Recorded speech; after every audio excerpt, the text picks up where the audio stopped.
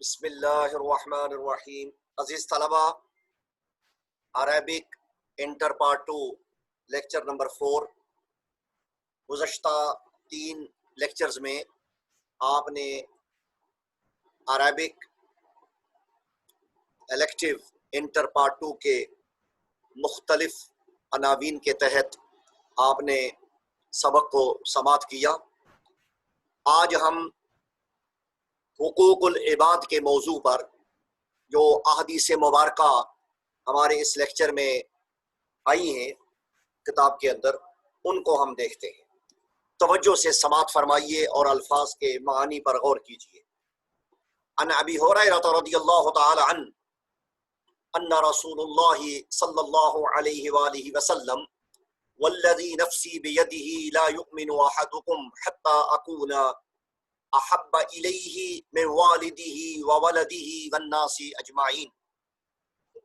حضرت ابو ہریرہ رضی اللہ تعالی عنہ سے روایت ہے ان رسول اللہ صلی اللہ علیہ وآلہ وسلم قال، اللہ کے رسول صلی اللہ علیہ وآلہ وسلم نے فرمایا، والذی نفسی بیدہ، اس ہستی کی قسم جس کے ہاتھ میں میری جان ہے، لا یؤمن احدکم، تم میں سے کوئی مومن نہیں ہو سکتا، احدکم تم میں سے، لا یؤمن مومن نہیں ہو سکتا، حتی اکون احب الیہ، یہاں تک کہ میں اس کے نزدیک محبوب نہ ہو جاؤں، پیارا نہ ہو جاؤں، من والدہ وولدہ، اس کے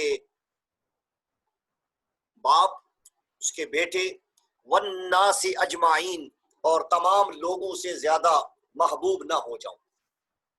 اس کا بامعنی ترجمہ آپ نے توجہ کرنی ہے۔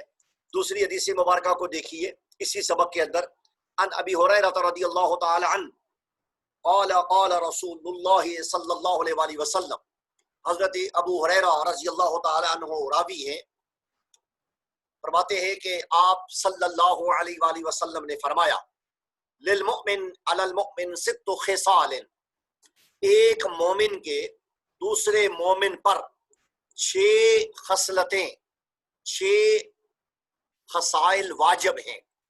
یعودہ اذا مرض، جب وہ بیمار ہو تو اس کی عیادت کرے، ویشہدہ اذا مات، جب وہ فوت ہو جائے، مر جائے تو اس کے جنازہ میں شریک ہو، ویجیبہ اذا دعاہ، جب ایک مسلمان اس کو دعوت دے تو اس کی دعوت کو قبول کرے، ویسلم علیہ اذا لقیہ، جب وہ اسے ملے تو اسے سلام کرے، ویشمت اذا عطس، جب وہ چھینکے تو یہ عطسہ کا مطلب ہوتا ہے یرحمک اللہ کہنا، تو یہ یرحمک اللہ کہے، وینصح لہ اذا غاب او شہد، ینصح کا مطلب ہوتا ہے اس کی خیرخواہی چاہے، اس کے لیے بھلائی چاہے، اس کی موجودگی میں یا اس کی عدم موجودگی میں اس کی خیرخواہی چاہے۔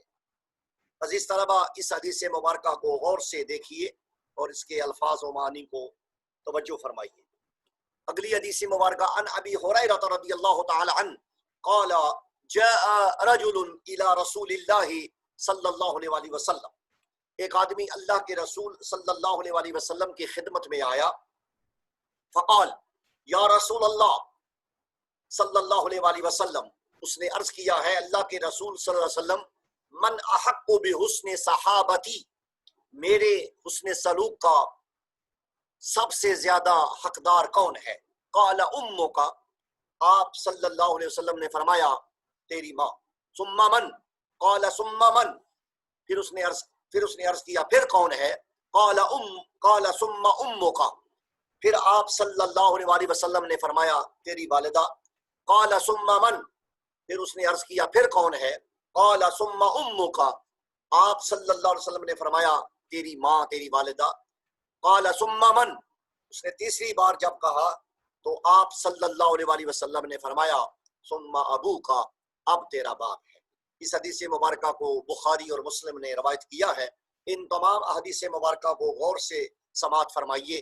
اللہ تبارک و تعالی ہمیں اچھے طریقے سے معانی کے ساتھ حدیث مبارکہ کے مفہوم کو سمجھنے کی توفیق عطا فرمائے۔ السلام علیکم ورحمۃ اللہ وبرکاتہ.